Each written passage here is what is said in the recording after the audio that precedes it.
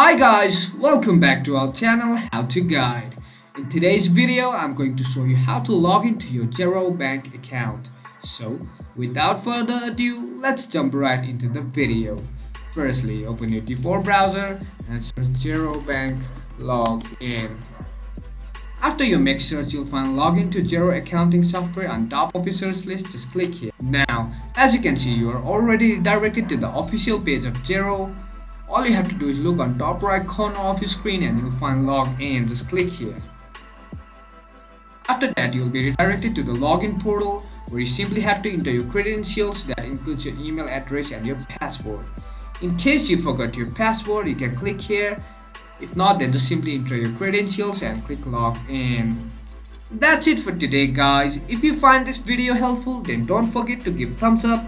Comments and feedbacks will be appreciated. Subscribe to our channel and don't forget to hit the bell icon so that I can come up with new videos like this. Until then, have a great time and thank you for watching.